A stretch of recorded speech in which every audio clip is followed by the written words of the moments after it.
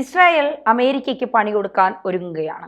ഇന്ത്യയെ ചേർത്ത് പിടിച്ചുകൊണ്ട് അമേരിക്കയ്ക്കെതിരെ ഇസ്രായേലിന്റെ നീക്കം എങ്ങനെയാണ്?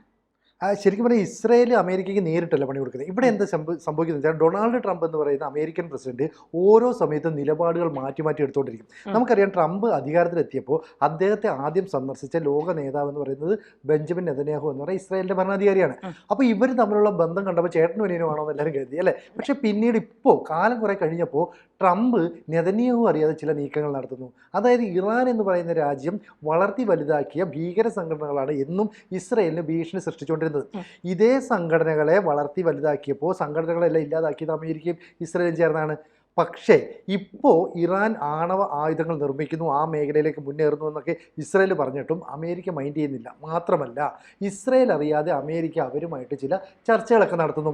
അതിൻ്റെ ധൈര്യത്തിൽ ഇറാൻ വന്നിച്ച് പറഞ്ഞു, ഞങ്ങൾ ആണവായുധ പരീക്ഷണവുമായി മുന്നോട്ട് പോവുക തന്നെ ചെയ്യും, കാരണം ഞങ്ങളുടെ ശാസ്ത്ര മേഖലയുടെ വിജയമാണ്. ഇത് ഇസ്രായേലിനുള്ള ഒരു മറുപടിയാണ്. അപ്പോൾ ട്രംപ് ഇസ്രായേലിൽ നിന്ന് കുറച്ച് അകലുന്നു എന്നൊരു സംശയം. പക്ഷേ ഇസ്രായേലിൽ നിന്ന് അകന്ന് ട്രംപിന് എത്ര കാലം മുന്നോട്ട് പോകാം? ഇപ്പോൾ അമേരിക്ക നേരിടുന്ന ഏറ്റവും വലിയ ഭീഷണി എന്താ അറിയോ? അമേരിക്കയുടെ കപ്പലുകൾ ചെങ്കടലിലൂടെ പോകുമ്പോൾ ഹൂത്തികൾ വലിയ തോതിൽ ആക്രമണം നടത്തുന്നു. അപ്പോൾ ഹൂത്തികളുടെ ആക്രമണം തുടർച്ചയായിട്ടുണ്ടായാൽ അമേരിക്കൻ കപ്പലുകൾ വരെ തകർന്നു പോകുന്ന ഒരവസ്ഥയുണ്ടായി. എന്തിന്?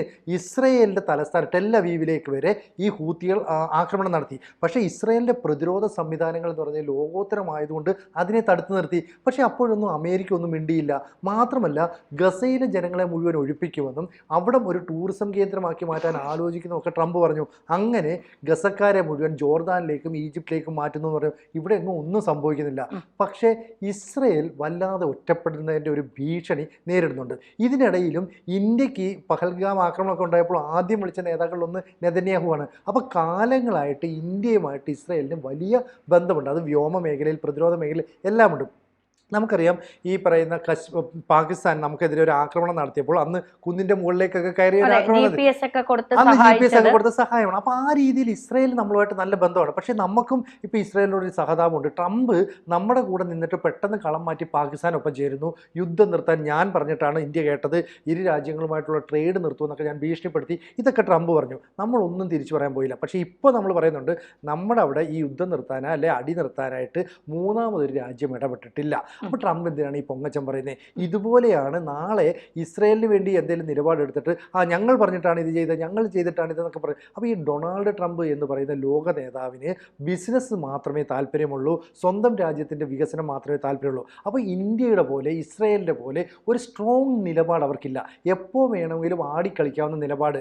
നയതന്ത്ര രംഗത്ത് തങ്ങൾക്ക് ലാഭം കിട്ടുന്ന കച്ചവടം എവിടെയാണെന്നാണ് കിട്ടുന്നത്, അവരുമായിട്ട് കൂടുതൽ അടുപ്പം കാണിക്കും. ട്രംപിൻ്റെ ഈ നിലപാടല്ലേ ശരിക്കും ഇസ്രായേലിൽ നിന്ന് അവരെ അകറ്റുന്നു എന്ന് പറയുന്നത്? തീർച്ചയായിട്ടും ട്രംപ് ഇപ്പോൾ സിനിജി നേരത്തെ സൂചിപ്പിച്ചതുപോലെ തന്നെ പാകിസ്ഥാനോട് പറഞ്ഞ് ഇന്ത്യയും പാകിസ്ഥാനും തമ്മിലുള്ള വെടിനിർത്തൽ ഞാൻ പറഞ്ഞതുകൊണ്ടാണ് അവസാനിപ്പിച്ചതെന്ന് പറയുമ്പോൾ എല്ലാ ശ്രദ്ധയും ട്രംപിന് മേലിലേക്ക് വരും. ട്രംപ് പറഞ്ഞതുകൊണ്ട് ഇന്ത്യയും പാകിസ്ഥാനും തമ്മിലുള്ള സംഘർഷം അവസാനിച്ചു. പക്ഷേ ഇന്ത്യ പറഞ്ഞു, ഞങ്ങളൊരു മൂന്നാം കക്ഷിയോട് പറഞ്ഞിട്ടില്ല, പാകിസ്ഥാൻ വന്ന് ഞങ്ങളുടെ കാല് പിടിച്ചതുകൊണ്ടാണ് ഞങ്ങൾ ഇത്തരത്തിൽ വെടിനിർത്താം എന്ന് തീരുമാനിച്ചത്. പക്ഷെ ഇസ്രായേലിനെ സംബന്ധിച്ചിടത്തോളം ഇന്ത്യക്ക് ഏതൊരു ബുദ്ധിമുട്ടുണ്ടായാലും ഇസ്രായേൽ ഓടിയെത്തുന്നു, ഇസ്രായേൽ ഇന്ത്യയെ ചേർത്ത് പിടിക്കുന്നു. പ്രത്യേകിച്ച് ഈ ജൂതന്മാർക്ക് ഏറ്റവും കൂടുതൽ അവരെ സ്വീകരിച്ചതും അവരെ ബഹുമാനിക്കുന്നതും ഒക്കെ ആയ രാജ്യം ഇന്ത്യയാണ്. ഇപ്പോഴും അവർക്ക് സ്വാതന്ത്ര്യത്തോടെ വന്ന് ഇവിടെ ജീവിക്കാം. ഇപ്പോഴും കൊച്ചിയിലൊക്കെ ജൂതന്മാർ ജീവിക്കുന്ന സ്ഥലങ്ങളൊക്കെ ഉണ്ട്. അപ്പോൾ ഇസ്രായേലിനെ സംബന്ധിച്ചിടത്തോളം അവർക്ക് ഇന്ത്യ എന്ന് പറഞ്ഞാൽ ഒഴിച്ചുകൂടാൻ പറ്റാത്ത മാറ്റി നിർത്താൻ പറ്റാത്ത അവരുടെ ഏറ്റവും വലിയൊരു ഘടകമാണ്. പക്ഷേ എൻ്റെ പാഠപുസ്തകത്തിൽ വരെ ഇന്ത്യയെക്കുറിച്ചുണ്ട്. ഇന്ത്യക്ക് കൃത്യമായൊരു നിലപാടുണ്ട്. ഇന്ത്യയുടെ ഏറ്റവും വലിയ നിലപാടെന്ന് പറയുന്നത് വികസനവും ഭീകരവാദത്തെ മാറ്റി നിർത്തലുമാണ്. ഇസ്രായേലും ഈ നിലപാട് തന്നെയാണ് സ്വീകരിക്കുന്നത്. കാരണം അവിടെ ഹമാസും ഹൂത്തികളും ഒക്കെ ഇസ്രായേൽ ജനതയോട് കാണിക്കുന്ന കാര്യങ്ങളൊക്കെ നമുക്കറിയാം. ഇപ്പോൾ 60 ദിവസം വെടിനിർത്തൽ കരാർ രണ്ടുപേരും തമ്മിൽ ഒപ്പിട്ടു എന്നാണ് പറയുന്നത്. പക്ഷേ ഈ 9 ബന്ദികളെ മോചിപ്പിക്കാം, ഇസ്രായേലിൽ 9 ബന്ദികളെ മോചിപ്പിക്കാം എന്ന് പറയുന്നു. പക്ഷേ ഈ ഹമാസൊക്കെ ആയതുകൊണ്ട് നമുക്ക് വിശ്വസിക്കാൻ പറ്റില്ല. ഏത് നിമിഷം വേണമെങ്കിലും ഈ പാകിസ്ഥാനികളെ പോലെയാണ്. ഇവന്മാരുടെ സ്വഭാവമൊക്കെ എപ്പോഴാണ് മാറുന്നതെന്നൊന്നും നമുക്ക് പറയാൻ പറ്റില്ല. ട്രംപിന്റെ നിലപാടെന്ന് പറയുമ്പോൾ ഈ പറഞ്ഞതുപോലെ ട്രംപിന് പണം മാത്രം മതി. പണവും അമേരിക്കയുടെ വികസനവും ഇത് മാത്രമാണ് ട്രംപ് മുന്നിൽ കാണുന്ന ഏക കാര്യം എന്ന് പറയുന്നത്. ട്രംപിന്റെ ലക്ഷ്യവും അതാണ്. അപ്പോൾ ഈ കാര്യങ്ങൾ ട്രംപ് ഈ വികസനവും പണവും ലക്ഷ്യം വെക്കുമ്പോൾ വേണമെങ്കിൽ പാകിസ്ഥാനുമായും ട്രംപിന് കൂട്ടുകൂടാം. പിന്നെ ഹമാസും ഹൂത്തികളുമായിട്ട് ട്രംപിന് കൂട്ടുകൂടാം, ഇറാനുമായിട്ട് കൂട്ടുകൂടാം. ഇനി വേണമെങ്കിൽ ഒരു ദിവസം നമ്മൾ കേൾക്കുന്നത് ഇറാനോടൊപ്പം നിന്ന് ഇസ്രായേലിനെ ആക്രമിക്കാൻ മുന്നിട്ടിറങ്ങുന്നത് അമേരിക്ക എന്നായിരിക്കും. കാരണം അമേരിക്ക ആയതുകൊണ്ട്, ട്രംപ് ആയതുകൊണ്ട് നമുക്കൊന്നും പറയാൻ കഴിയില്ല. ഏത് സമയത്തും കാല് മാറാം, ഏത് സമയത്തും എന്താ പറയുക, വാക്ക് മാറ്റാം. അങ്ങനെ ഒരു രീതിയാണ് ട്രംപിനുള്ളത്. ശരിക്കും പറഞ്ഞാൽ ഇസ്രായേലിനെ അമേരിക്ക സഹായിക്കുന്നതിന് മറ്റൊരു കാരണമുണ്ട്. കാലാകാലങ്ങളായിട്ട് ഇസ്രായേൽ അമേരിക്കയും തമ്മിൽ നല്ല ബന്ധമുണ്ട്. അമേരിക്കയ്ക്ക് എല്ലാ പിന്തുണയും ഇസ്രായേൽ നൽകുന്നുണ്ട്. ഇതിനൊക്കെ ഒരു കാരണം കൂടിയുണ്ട്. കാരണം അമേരിക്കയിലെ പ്രധാനപ്പെട്ട പോസ്റ്റുകൾ ഇരിക്കുന്നത് പ്രധാനപ്പെട്ട സമ്പന്നർ ഇവരെല്ലാം തന്നെ ഇസ്രായേലികളാണ്. അപ്പോൾ ജൂതന്മാരുടെ ഒരു വലിയ സാന്നിധ്യം അമേരിക്കയിലുണ്ട്. അമേരിക്കൻ ഭരണകൂടത്തെ നിയന്ത്രിക്കാൻ പോലും കഴിയുന്ന, അമേരിക്കൻ വ്യവസായ മേഖല കയ്യിലിട്ട് അമ്മാനമാടുന്ന ഈ ഉന്നതന്മാരെല്ലാം തന്നെ ജൂതന്മാരാണ്. സ്വാഭാവികമായും ഈ ജൂതന്മാരുടെ ഒരു സ്വാധീനം അമേരിക്കൻ ഭരണകൂടത്തിന് മേലുണ്ട്. അതുകൊണ്ടാണ് ഡൊണാൾഡ് ട്രംപ് ഇസ്രായേലിനെ സഹായിച്ചത്. ഇവിടെ ഇസ്രായേൽ ഈ ധന്യ പറയുന്ന പോലെ ഹമാസിനെ നാളെ സഹായിക്കുമോ, ഇറാനെ സഹായിക്കുമോ എന്നൊക്കെ ചോദിക്കുമ്പോൾ ഒരു ആയുധ കച്ചവടത്തിൻ്റെ കാര്യത്തിൽ വേണേൽ ട്രംപ് വിട്ടുവീഴ്ച ചെയ്യും. അവരുമായിട്ട് കൂട്ടുകൂടുന്ന അർത്ഥമില്ല. ഞങ്ങൾ ആയുധം തരാം, നിങ്ങൾ പൈസ താ. അപ്പോൾ രാജ്യത്തിൻ്റെ വളർച്ചയ്ക്ക് വേണ്ടി, അമേരിക്കയുടെ വികസനത്തിന് വേണ്ടിയിട്ട് എന്തും ചെയ്യുന്ന തികഞ്ഞ കച്ചവടക്കാരൻ, അതാണ് ഡൊണാൾഡ് ട്രംപ്. ഇവിടെ ഇസ്രായേൽ അറിയാതെ ഇറാനുമായിട്ടൊരു കോംപ്രമൈസ് ചർച്ചയ്ക്ക് പോകുന്നു. ഇറാൻ്റെ ആണവ കാര്യങ്ങളുമായി ബന്ധപ്പെട്ട കാര്യങ്ങളൊക്കെ നമുക്ക് തീരുമാനിക്കാമെന്ന് പറയുന്നു. ഇപ്പുറത്തേക്ക് മാറിയിട്ട് ഹമാസ് പിടിച്ചെടുത്ത ബന്ദികളെ വിടുന്നതുമായി ബന്ധപ്പെട്ട ചർച്ച നടത്തുന്നു. അപ്പോൾ ഈ നെതന്യാഹു വരുന്നതാണ്, എന്താണ് ഈ ട്രംപ് കാണിക്കുന്നത്? ഇന്നലെ വരെ കൂടെ നിന്നത്. ഇത് പേടിപ്പിക്കുന്ന ശരിക്കും പറഞ്ഞാൽ നെതന്യാഹുവിനല്ല, ഇസ്രയേലി ജനതയാണ്. കാരണം ഏതെങ്കിലും തരത്തിൽ ഇറാൻ്റെ ഭാഗത്തു നിന്നോ അവരുടെ പ്രോക്സികളുടെ ഭാഗത്തു നിന്നോ ആക്രമണം ഉണ്ടായാൽ ഡൊണാൾഡ് ട്രംപ് കൂടെയുണ്ട്, അല്ലെ അമേരിക്ക കൂടെയുണ്ട് എന്നുള്ളതാണ് ഇവരുടെ ഏറ്റവും വലിയ ധൈര്യം. അമേരിക്ക നൽകിയ വ്യോമ പ്രതിരോധ സംവിധാനങ്ങൾ, അമേരിക്ക നൽകിയ അത്യന്താധുനിക യുദ്ധവിമാനങ്ങൾ, അതുപോലെ തന്നെ യുദ്ധക്കപ്പലുകൾ, ഇതെല്ലാം തന്നെയാണ് ഇറാൻ്റെ അല്ലെങ്കിൽ ഇസ്രായേലിൻ്റെ ഒരു വലിയ ശക്തി എന്ന് പറയുന്നത്. ഈ ശക്തി ഇപ്പോൾ ദുർബലമാക്കുന്ന ഒരു നിലപാടാണ് ട്രംപ് സ്വീകരിക്കുന്നത്. നമ്മൾ ഒറ്റ നോട്ടത്തിൽ നോക്കിയാൽ ട്രംപും ഈ നെതന്യാഹുവും തമ്മിൽ അടിച്ചു പിരിഞ്ഞു എന്ന് വരെ സംശയം തോന്നാം. പക്ഷേ ഇവിടെ സംഭവിച്ചത് എന്താണെന്ന് വെച്ചാൽ, ഹൂത്തികളുടെ ഭാഗത്തുനിന്ന് ആക്രമണം ഉണ്ടായപ്പോൾ അമേരിക്ക പേടിച്ചുപോയി. അമേരിക്കയ്ക്ക് കൺട്രോൾ ചെയ്യാൻ കഴിയുന്നതിന് അപ്പുറത്തേക്കുള്ള അറ്റാക്ക് ഈ ഭീകരവാദികളുടെ ഭാഗത്തുനിന്നുണ്ടായി. അപ്പോൾ കാലാകാലങ്ങളായി സൗദി ഉൾപ്പെടെ ആക്രമിച്ചിരിക്കുന്ന ഹൂത്തികൾ അമേരിക്കൻ കപ്പലുകൾക്ക് നേരെ തുടർച്ചയായി ആക്രമണം ഉണ്ടായി. അങ്ങനെയാണ് 25 വർഷമായിട്ട് യാതൊരു ബന്ധവും ഉണ്ടാകാതിരുന്ന സിറിയയുമായിട്ട് വരെ അമേരിക്ക ബന്ധമുണ്ടാക്കുന്നു. എന്ന് പറഞ്ഞാൽ അൽഷറ എന്ന് പറയുന്ന പ്രസിഡന്റുമായിട്ട് ഈ ഡൊണാൾഡ് ട്രംപ് കൂടിക്കാഴ്ച നടത്തി.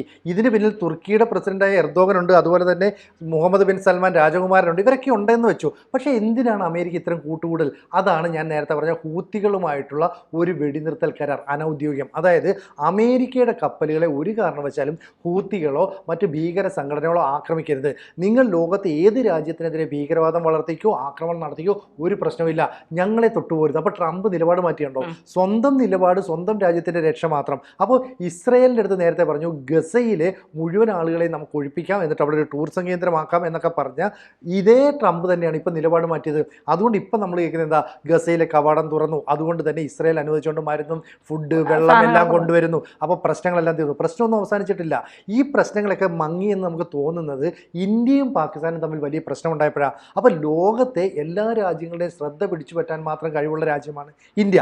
ഇന്ത്യൻ പ്രധാനമന്ത്രി നരേന്ദ്രമോദി വ്യക്തമായ നയതന്ത്രവുമായി ലോക രാജ്യങ്ങൾ ഇടപെടുന്നു. അതുകൊണ്ടാണ് ഇസ്രയേലും പലസ്തീനും തമ്മിലുള്ള പ്രശ്നം, ഇസ്രയേലും ഹമാസും തമ്മിലുള്ള പ്രശ്നം ജനങ്ങൾ തൽക്കാലം വിസ്മരിച്ചത്. അതുപോലെ തന്നെയാണ് റഷ്യയും ഉക്രൈനും തമ്മിലുള്ള യുദ്ധം ഉണ്ടായപ്പോൾ പെട്ടെന്ന് ഈ ഹമാസിൻ്റെ ആക്രമണം ഇസ്രയേലിലുണ്ടായപ്പോൾ ആ യുദ്ധത്തെ എല്ലാവരും മറന്നു. ഇവിടെ ഇന്ത്യ എന്ന് പറയുന്ന മഹാരാജ്യം ലോകത്തെ വൻ ശക്തിയായി മാറുന്നു. റഷ്യയും അമേരിക്കയും ചൈനയും ഉൾപ്പെടെ ഫ്രാൻസും ബ്രിട്ടനും ജർമ്മനിയും ഉൾപ്പെടെ എല്ലാ രാജ്യങ്ങളുമായിട്ട് നല്ല ബന്ധവും സൈനിക അതുപോലെ തന്നെ പ്രതിരോധ നടപടികളിൽ ഒന്നിച്ചു പോവുകയും ചെയ്തു. അതുകൊണ്ട് ഈ രാജ്യങ്ങളുടെ എല്ലാ അറ്റൻഷൻ ഇവിടെ വരുന്നതുകൊണ്ടാണ് ശരിക്കും പറഞ്ഞാൽ പാകിസ്ഥാനും ഇന്ത്യയും തമ്മിലുള്ള യുദ്ധം വന്ന് ഈ ഇസ്രയേലിനെയും പാലസ്തീനെയും അമേരിക്കയൊക്കെ മറച്ചത്. പക്ഷേ കൃത്യമായിട്ട് നെതന്യാഹു പറഞ്ഞു ഈ ട്രംപ് കാണിക്കുന്നത് ശരിയായ നിലപാടല്ല.